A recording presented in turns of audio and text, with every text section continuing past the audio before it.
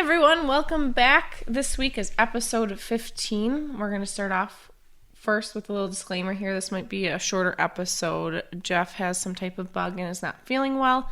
I also think I'm coming down with a cold, so it's just not our day for recording. That's what we get. We last minute record, and that's my bad. So just so you guys are aware. So we'll start off with talking about the sex position of the week was the classic mermaid.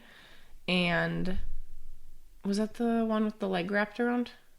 That was you standing. Or no, me standing. You laying down with your legs up. Oh, I was thinking the ballet dancer. That was that prior. one didn't work. Yeah, so classic mermaid went very well. We like that position. I mean, that's a position we do every once in a while. Pretty sure you used a toy, didn't you? Yeah.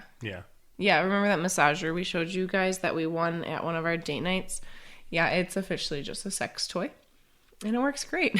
You don't have to aim as much. I don't. It's such a huge I mean, even I can toy. use it on you and find the spot. Not super It makes hard. it sound like I don't know what I'm doing, but You do. It's just this thing, because it vibrates, it just hits everything. And then how our week went. I don't really know. I can't think that the far house. back. Yep, we shared that last week. No, we fought. Yeah, but we got the okay that. We got the actual confirmation that we get the house. So we'll be moving in hopefully less than a year. But it sounds like it's going to be this time next year. So we just pray that their building starts soon for their new house so that we can move in. And then it was a little sad. On Friday night was the first night since the night before our wedding that we didn't sleep together. I had to go down to Oshkosh for a craft fair, so we slept at a friend's house, and Jeff stayed home, and I didn't sleep as well. Yeah, me either. But I also was coming down. Yeah, you were also getting sick. I like my own bed, and I like spooning. And then advice of the week. I came up with the advice of the week this week. I found it from oprahdaily.com.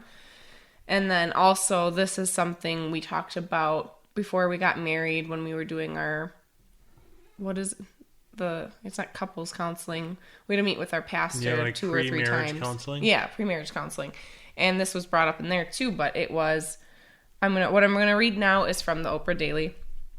It says, don't be afraid to talk about money. It's so easy to fight about finances, but talking about money the right way can actually help make your relationship stronger. So Lona says, a couple that communicates their financial goals and is willing to work together to achieve them will likely have a deeper bond, he adds. So if you know you like doing your research before a big purchase but your partner is more impulsive, have the conversation before the car lease is up. Or if you're more interested in investing in travel than saving up for a vacation home, be upfront about your preferences so that you can find a common ground. So that was from Oprah Daily, but I do remember them talking in our couples group, in that group, that's one of the top reasons couples get divorces is because they can't agree financially, and one's spending all the money, one's trying to save. You really need to have a common ground. And well, a big thing with that too is like, because I'm a big, I don't know what's the right word, I don't want to say follower, but believer in like Dave Ramsey's stuff where he talks about, I do use a credit card and we both do, but we just pay it off every month.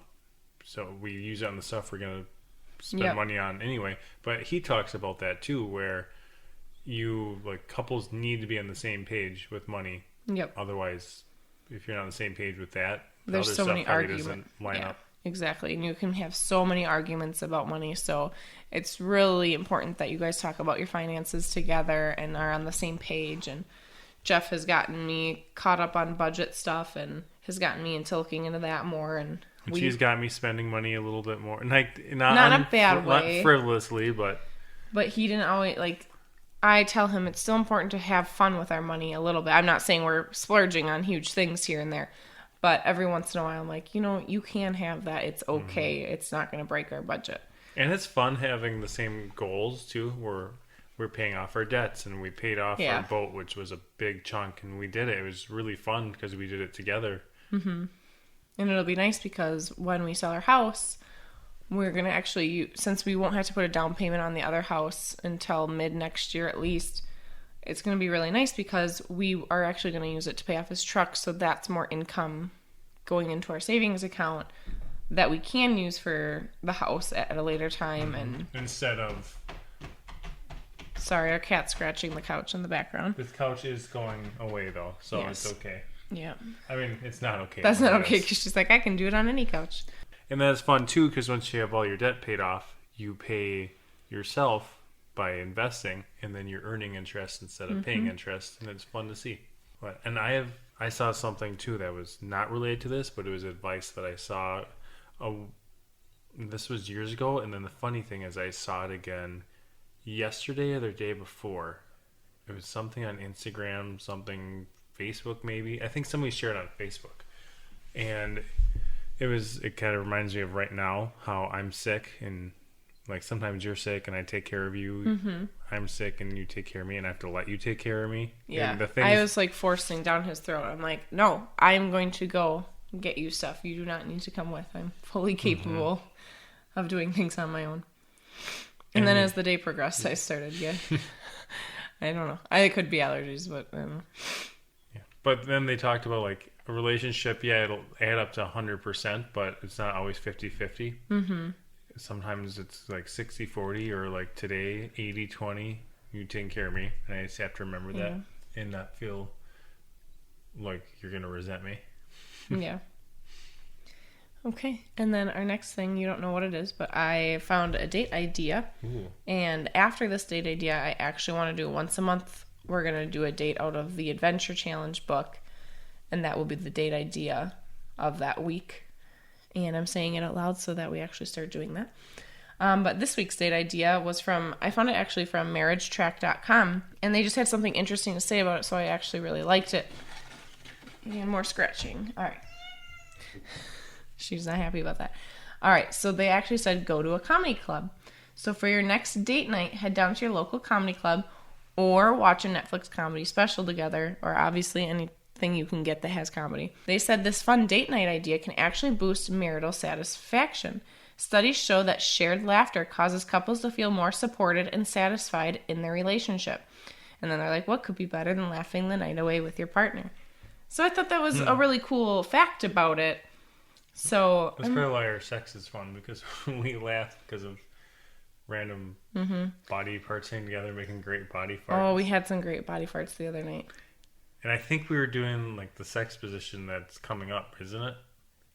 You know, we kind of were, because I could be sitting up, but we were laying side. Yeah, it's kind of like the position we chose for this week. It was really comfortable, but then... Oh my gosh, we had to lay there for a minute, and we were laughing our asses off. And then Jeff kept like pulling me into him, trying to recreate it, and oh my gosh. It's just funny. Okay, so sex stories, we're just going to share one thing, keep it short today. Like I said, Jeff's falling apart over there, and you can hear me sniffling probably, unless I'm able to edit it out. So we actually just got another email from Liz. Thank you, Liz. We love hearing from you. And she was just thanking us for our honeymoon ideas and was letting us know that they're going to the Merrimack Caverns and Caves in a kayak in Tennessee. And she said, so maybe we will detour down a tunnel and ... haha. So I thought that was funny. And then she said the mermaid sex position wasn't bad. And this is the best part. We started off the session laughing from stretching my hammies out prior to starting mermaid. Can't exactly have my legs that straight up without stretching, but we got her. Then it stemmed to just us laughing because I was saying, fuck me like a mermaid. I'm Ariel. She's like, I'm such a mood killer. But no, this week's was fun and doable. That sounds like something Summer would say. It does. It definitely does. So when she said that, I'm like, that is... I thought that was really good. So thanks for sharing that with us, Liz. We appreciate it. With that being said, sex position of the week is the seated scissors. I'm going to stop explaining them to you all and just let you go on our Facebook or Instagram page to see that position. It comes up same time that our podcast uploads on Wednesday. So keep an eye out for the seated scissors sex position of the week. It is a very fun one. Like Jeff said, we kind of did it the other day. We were on our sides, but you can, like, there's, when you look, if you want to look it up after you see the one we posted, there's different, you can be sitting straight up or you can fall over to your side if you want. Depends how lazy you want to be. I hope this isn't too much me saying this now. Like, I wish I wasn't sick because I want to do that one again because I like that. I'm visual a lot of times and I like that I can see a lot of you when we're doing that position, but Not today. Not today. I know. I was trying to feel you. I wanted you to feel me up on the couch today. I'm like, oh, you're sick. And now it's the last thing I want. All right. Remember, everything we discussed is a try at your own risk.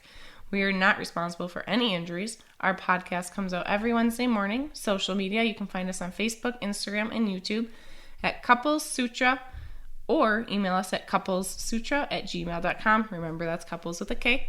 Please go like and subscribe, and email us your sex stories, positions, thoughts, issues, anything you have questions on, and we'd love to share.